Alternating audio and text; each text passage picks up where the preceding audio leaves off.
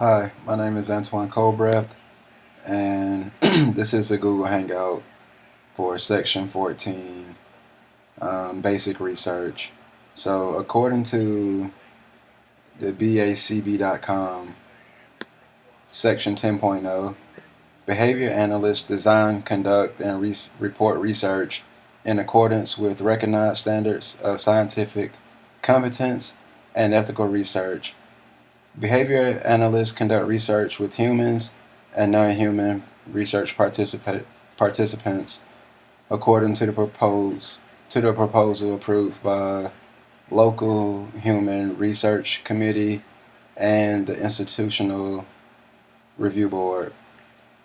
So section A states that behavior analysts plan their research so as to minimize the possibility that results will be misleading. And as a behavior consultant, I really think this is important to make sure that you are providing um, interventions and other forms of interventions that are scientifically based, and just to make sure that you're providing these services as truthfully as possible or as ethically as possible, because a lot of families and other individuals in society looks to behavior analysts as the professionals, and I think we should. It's really important to make sure you're providing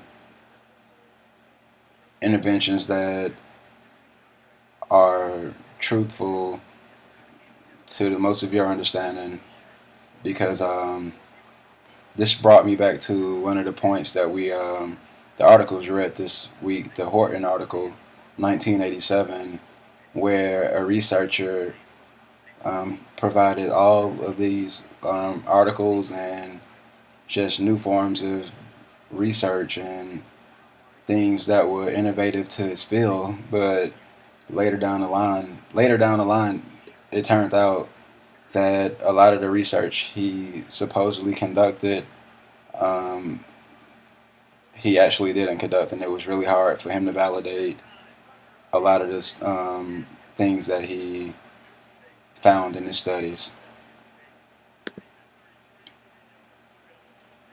Section B states that behavior analysts conduct research competently and with due concern for the dignity and welfare of the participants. Researchers and assistants are permitted to perform only those tasks for which they are appropriately trained and prepared. This is also really important because, as a behavior analyst or any professional in your field, you should um, only give information that you are trained and have the credentials to give that sort of training.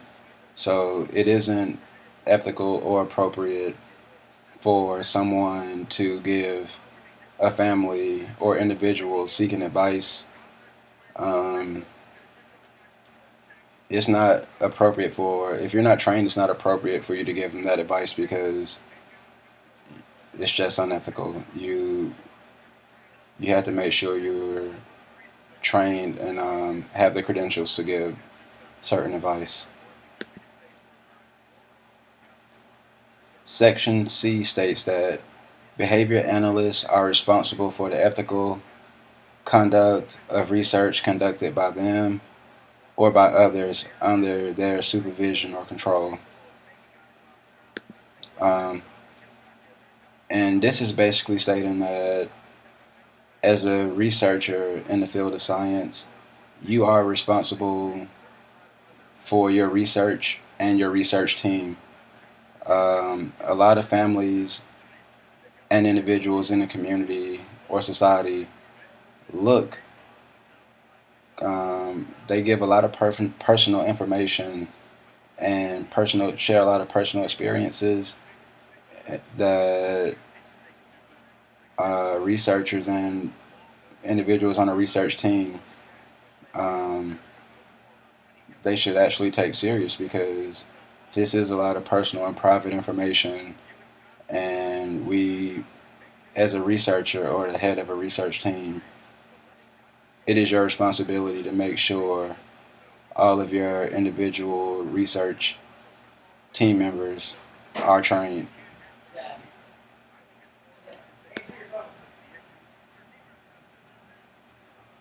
Section D states that behavior analysts conduct and applied research conjointly with provision of clinical and human services, obtain required external reviews of proposed clinical research, and observe requirements for both intervention and research involvement by client participants. Um, I think that this is basically stating that if you're going to be conducting research and doing those sorts of things, just make sure your research and those sorts of things are peer reviewed.